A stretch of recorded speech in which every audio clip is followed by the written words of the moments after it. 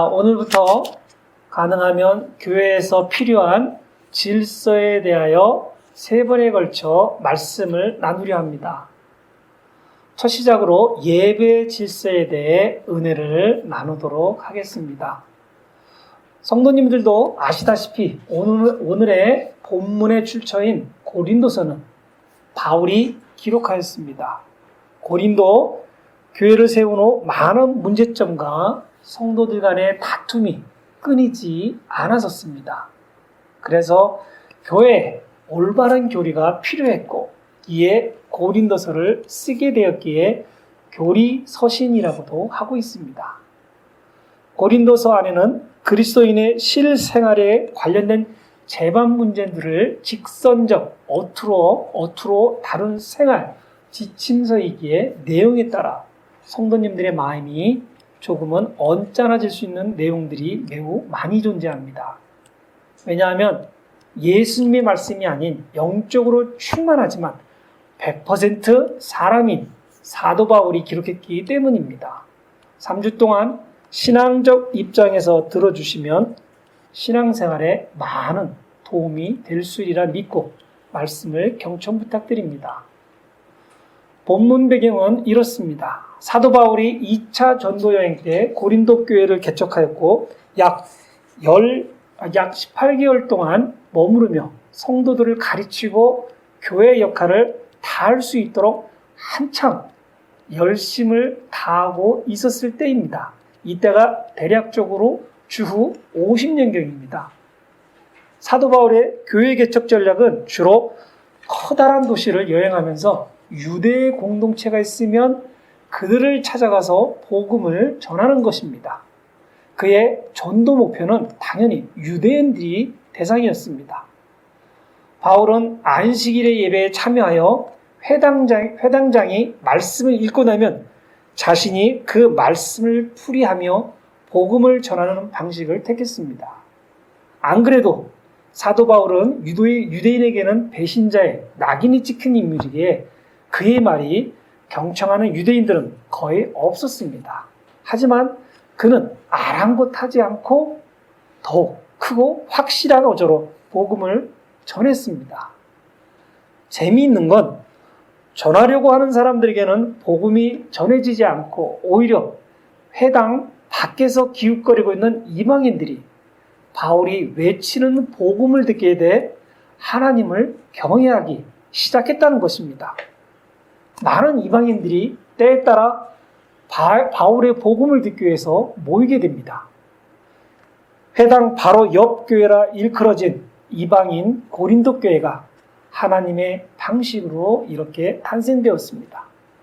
바울의 혼자임으로는 감당할 수 없었기에 실라와 디모데가 옆에서 도왔습니다. 이방인들 중에는 가장 복음을 열렬히 받아들였던 디도 유도스가 적극적으로 바울과 동료들을 도우며 자기의 거처에서 예배를 드리기 시작했습니다. 그 첫 예배지가 바로 고린도 교회가 되었습니다. 유대인들 중에서도 하나님의 인도로 회당에서 브리스길라와 아굴라를 만나게 되었습니다. 그들은 천막을 만드는 전문 직업인이었습니다. 바울은 그들과 함께 천막 만드는 일을 도우며 돈을 벌어 자비량으로 고린도 교회를 계속해서 세워 나갔습니다. 교회가 커져가자 시기하던 유대 사람들이 몰려와 바울을 소송하게 됩니다. 다행히도 다양한 종교를 인정하는 로마의 법을 존중하는 아가야 지역 로마 총독이었던 갈리오가 종교적인 문제로 판단하여 가볍게 해결하려 하였습니다. 이에 반발하는 유대인들의 행패에 못 이겨 결국 고린도를 바울은 떠나게 됩니다. 고린도 교회는 절대적인 지도자가 필요한 개척 초기였으나 어쩔 수 없이 떠나야 하는 상황이 되었습니다. 교회의 질서를 배우기도 전에 잘 훈련된 지도자 없이 교회가 예배를 드리기 시작했습니다. 아직 제대로 정착하지 못한 교회로서는 당연히 문제가 생기는 것이 별로 이상하지 않을 것입니다. 교회가 무엇인지, 교리가 무엇인지, 무엇을 해야 하는지, 어떻게 예배와 말씀을 나눌 것인지 제대로 정리되지 못한 고린도 교회는 오늘 우리들의 교회와도 종종 볼 수 있는 것으로 교회 내의 파당 문제와 도덕적인 타락, 그리고 결혼, 음식, 예배, 부활 등에 관한 모든 문제들로 교회가 혼란스러웠습니다. 고린도전서를 통해 고린도 교회의 문제들을 찾아보면 전체적으로 크게 10가지가 나타납니다. 첫째가 교회의 분열 문제, 둘째가 십자가의 도에 대한 오해 문제, 셋째가 성령의 계시에 대한 무지 문제, 넷째가 근친상간의 문제, 다섯째가 법정 송사 문제, 여섯째가 도덕적 태만 문제, 일곱째가 결혼과 이웃 문제, 여덟 번째가 우상의 재물에 대한 문제, 아홉 번째가 예배 질서, 열 번째가 부활의 교례 문제였습니다. 저는 이 중에서 가장 기본이 되는 예배의 질서를 택해서 주님께서 주시는 말씀을 나누고자 하는 것입니다. 문제들의 원초적 발생 원인은 먼저 질서 없이 열심을 다하는 것에서 시작합니다. 열심을 다할 때 우리는 은사라는 특별한 열매를 하나님으로부터 선물을 받게 됩니다. 각자 다른 수를 셀 수 없을 정도로 다양한 은사의 열매들이 교회에 나타나기 시작합니다. 이때 교회 리더들은 교통정리를 잘해서 질서를 확립해야 합니다. 대체적으로 제 경험상 은사를 지도할 만한 교회 리더가 없으면 그 교회는 은사의 열매가 거의 열매가 맺혀지지 않게 되지만 하나님의 필요에 의해 누구도 경험해 본 적이 없는 특별한 은사의 행위가 성도님들로부터 나타날 수도 있습니다. 가능하면 그 교회에 은사 경험자가 없다면 은사 경험한 분들을 교회에 초청하여 그분들에 의해 새로 은사를 경험하는 신앙인들을 잘 훈련시켜야 합니다. 그렇지 않으면 표현 방법이 수준이 조금 떨어지지만 집사가 장로되고 장로가 목사되고 목사가 집사되는 황당한 경우가 발생하게 됩니다. 직분에 위아래가 있다고 말씀드린 것이 아니라 순식간에 모든 질서가 무너진다는 것을 간단하게 표현한 것입니다. 훈련을 제대로 받지 못한 은사가 특이한 행동을 시작하게 되면 은사를 받아 그 은사를 사용함에 있어서 교회를 세우고 형제를 돕는 데 사용하지 않고 자기 만족을 위해서만 사용하려 할 수 있기 때문입니다. 문제의 가장 중요한 핵심은 은사를 받아 신앙이 깊어질수록 덕을 세워야 하는데 오히려 자신의 능력이라기며 과시하며 사용하는 데 있습니다. 과시는 남으로부터 꼭 인정을 받아야만 하는 나쁜 속성이 있습니다. 분열과 분쟁이 씨앗이 되는 것입니다. 예전에 한국에 있었을 때 교회에서 믿음 좋고 행실 좋은 장로님이 계셨습니다. 많은 성도님들이 이분을 존경하였고 그분에게 영적으로 많이 의지하였고 교회조차 그분에게 많은 의지를 하였습니다. 또한 이 장로님을 존경하여 많은 분들이 믿음을 가지게 되었습니다. 그분은 지도자의 은사를 열매로 받으신 분이었습니다.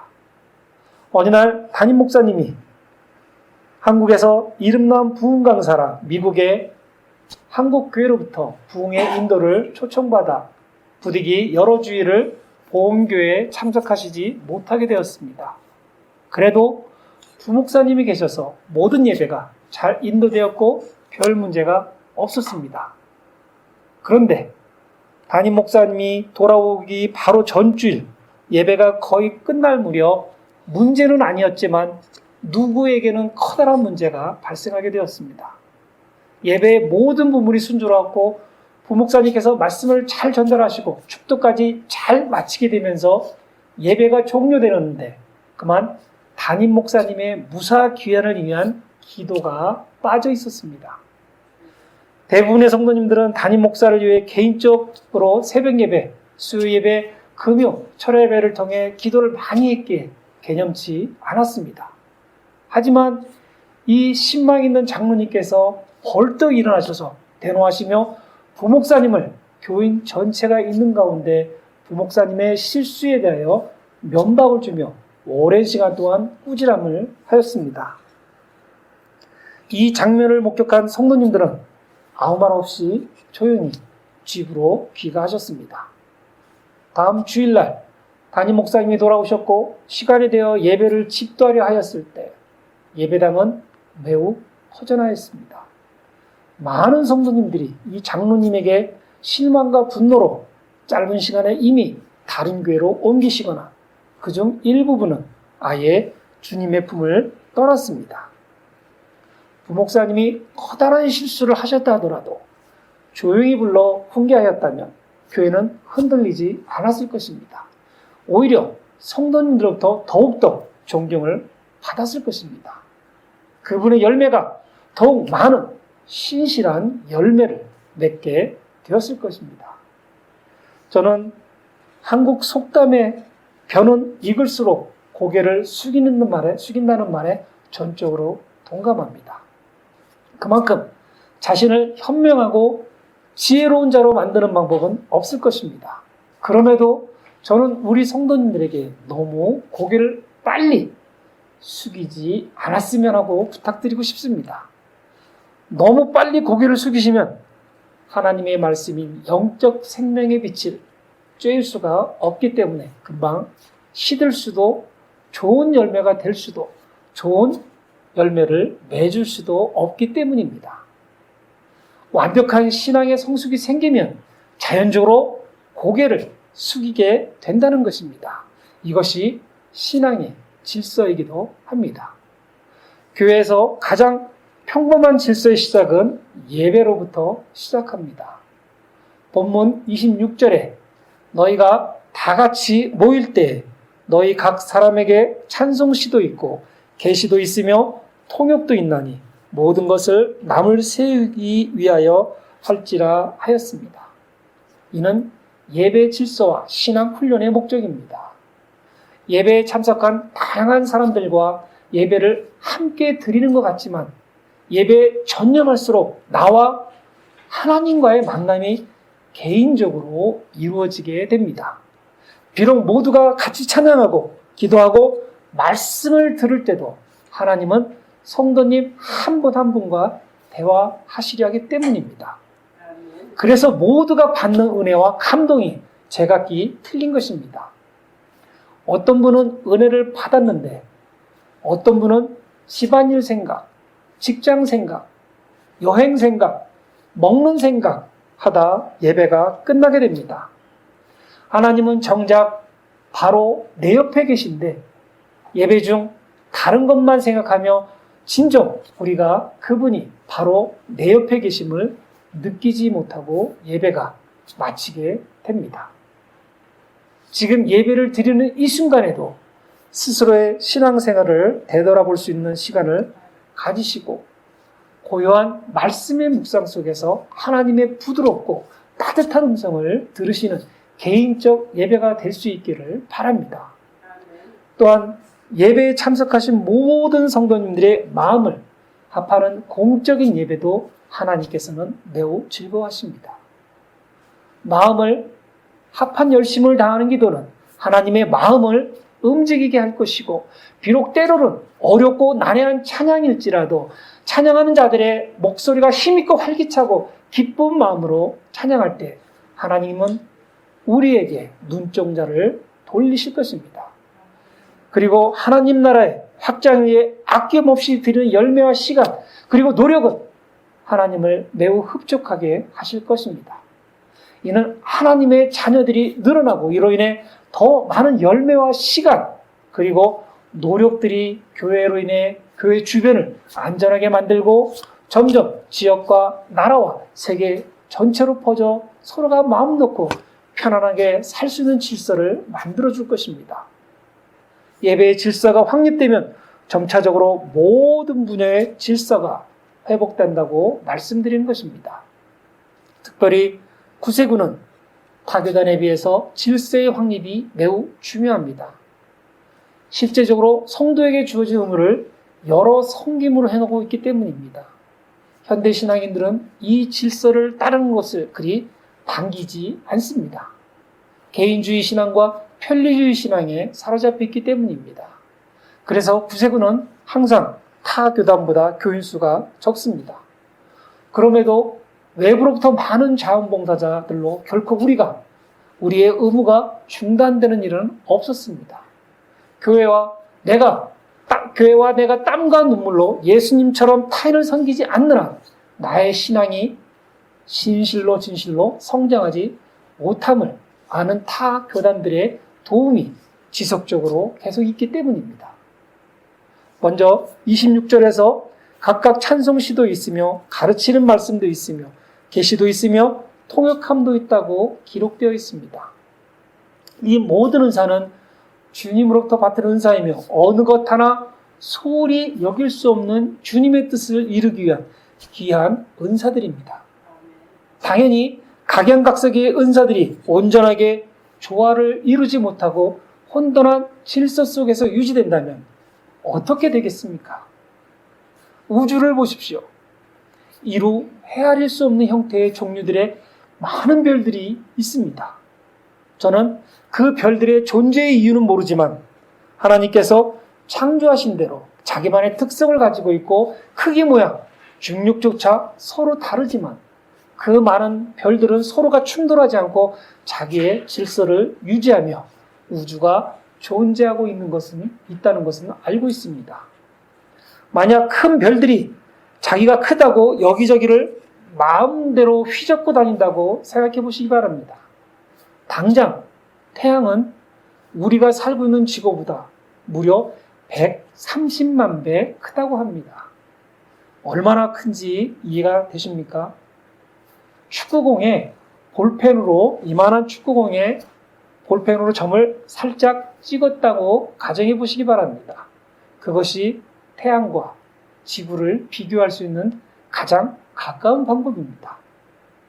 어마어마한 크기의 태양이 자기 멋대로 방향을 바꿔 오늘은 동쪽에서 해가 뜨고 내일은 서쪽에서 해가 뜨고 어떤 날은 북쪽과 남쪽에서 자기 마음대로 뜨거워지기를 한다고 생각해 보시기 바랍니다. 우리는 이 작은 지구에서 살아남을 가능성은 희미할 것입니다. 이것이 당신의 자녀를 보호하시려 하나님께서 만든 창조의 질서입니다. 그래서 제각기 서로 다른 온 우주 만물들은 그 질서 속에 묶여 있습니다.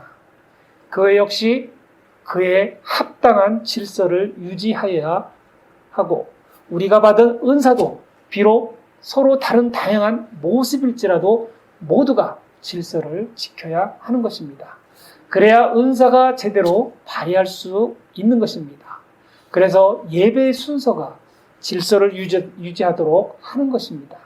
이것은 나의 은사와 다른 사람의 은사가 동일하고 같은 신앙의 뿌리에서 받은 것을 증거하는 것입니다. 두 번째로, 만일 어떤 사람이 알지 못한 언어로 말하거든 두 사람이 많아야 세 사람이 순서대로 하고 한 사람은 통역을 하라 하였습니다. 이것은 타인을 인정하는 겸손을 말하고 있습니다. 나의 생각이 오로지 진리이고 옳으며 자신의 파는 은사가 남들보다 최우선이 돼야 한다는 자만과 독서는 교회 내에 어떤 질서도 유지하지 못하도록 할 것입니다. 본인이 질서를 방해하고 있다고 느끼지는 못하겠지만 타인의 은사와 열심을 받아들이도록 노력해야 합니다. 남을 인정해야 내가 인정받을 수 있습니다. 남을 무시하면 나도 무시당합니다. 저는 개인적으로는 때로는 교회에서 분란과 불화가 발생할 수 있는 것을 긍정적으로 인정합니다. 왜냐하면 교회는 온갖 종류의 불신과 타락에 맞서 이들을 신앙으로 인도하는 곳이기 때문에 그렇습니다. 병원에 가야 세상에 얼마나 아픈 사람이 많은지 알 수 있습니다. 경찰서에 가봐야 세상에 악독한 사람이 얼마나 많은지 알 수 있습니다. 교회에 와봐야 얼마나 불쌍한 영혼을 가진 사람이 많은지 알 수 있는 것입니다. 교회는 보이지 않는 성령의 뜨거운 용광로를 가지고 있습니다. 세상에 무질서를 행하던 사람이 교회에 오면 차차 뜨거운 질서의 용광로, 믿음의 용광로, 사랑을 실천하는 용광로로 바뀌게 한다는 것을 저는 절대적 믿습니다. 그것이 살아있는 하나님을 만나고 볼 수 있는 증거이기도 합니다. 우리 성도님들도 자신만의 생각이 옳다고 주장하십니까? 다른 사람의 의견은 다 옳지 않다 생각하십니까? 저는 믿음은 나를 죽이는 것으로부터 시작한다고 생각합니다. 물론 어렵습니다. 앞에 서 있는 저도 이 말을 하면 낯뜨거 없습니다. 부끄럽습니다. 하지만 하나님께서는 당신의 말씀을 우리가 꼭 먹어야 한다 하십니다. 세 번째, 질서 있는 예배는 자신을 죽이는 인내와 절제가 필요하다 28절에서 말하고 있습니다. 만일 통역하는 자가 없으면 그 교회 안에서 잠잠하고 자기와 하나님께 말하라 하였습니다. 성도님들께서 이윤정 사관과 저에게 참 할 말이 많으신데도 참고 있으신 것을 저희들은 잘 알고 있습니다. 그저 감사할 뿐입니다. 저는 우리 성도님들이 그만큼 신앙의 매력이 깊다 생각합니다. 저는 교회 사역을 하면서 담임 목회자들을 찾아가 온갖 요구하는 것을 많이 보아왔습니다. 세상 교회들은 담임 목사를 찾아가 설교가 길다 짧다, 설교하는데 왜 영상을 사용하느냐 사용하지 않느냐, 광고 시간이 길다 짧다, 찬양이 어렵고 길다, 너무 오래된 찬송만 하면 참 힘들다, 찬양 시간이 짧다, 밥맛이 왜 이러냐, 반찬은 또 왜 이리 엉망이냐, 교회가 왜 이리 청소가 안 돼 있느냐, 왜 저 사람은 나에게 이런 말을 하느냐, 내가 교회를 위해서 얼마나 많은 것을 했는데 왜 나를 이 정도밖에 대접해 주지 않느냐. 하여간 너무 많은 불평과 불만을 토로합니다. 자세히 들어보면 불평과 불만의 대다수는 성도님들끼리 얼마든지 해결할 수 있는 문제라는 것들입니다. 우리 교회는 저희들에게 이러한 불평과 불만이 전혀 없는 것은 아니지만 거의 없다 해도 무방할 정도입니다. 이는 하고 싶은 말이나 반드시 해야 할 말을 하나님께서 허락치 아니하시고 교회에 유익이 되지 않을 때는 참고 인내하며 절제하는 우리 성도님들의 깊은 신앙심과 노력 때문이라고 저는 믿습니다. 이는 분명 교회가 질서를 잘 유지할 수 있는 신앙의 자세일 것입니다.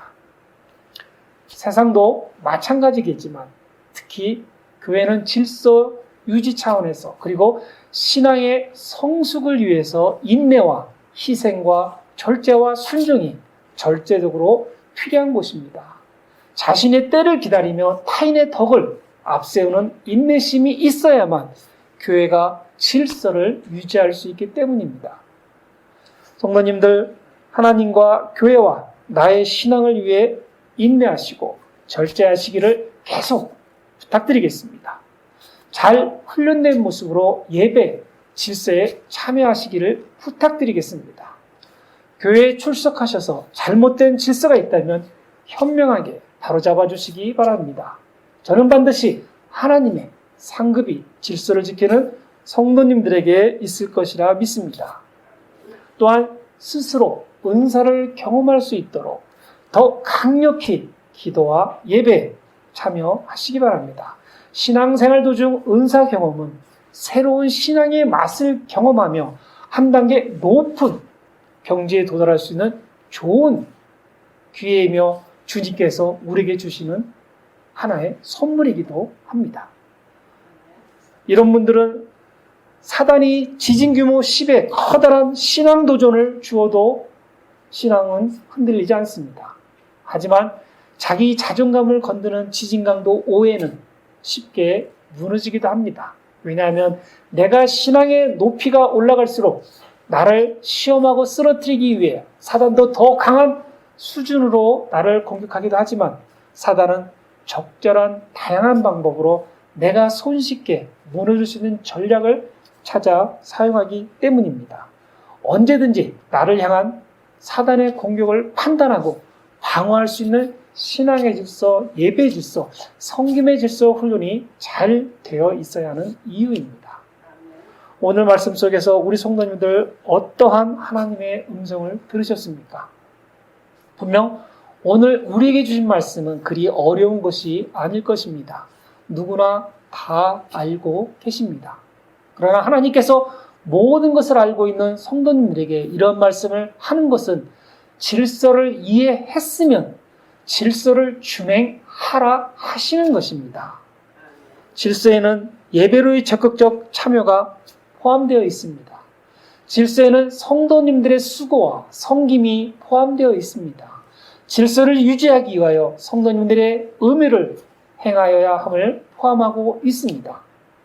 교회의 질서 유지는 교회 내적 부흥으로 대외적으로 엄청난 폭발력으로 필요한 곳에 하나님의 은혜를 전달할 수 있을 것입니다. 구세군은 필요한 것이 있으면 본영에서 다 도와주는 것으로 알고 계신 분들이 우리 성도님들이 많은 분들이 그렇게 알고 계십니다. 과연 그렇다 생각하십니까?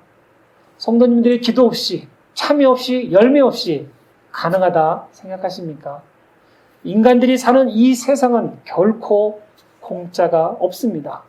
무언가 얻을 만한 일을 했을 때만 얻게 되어 있습니다.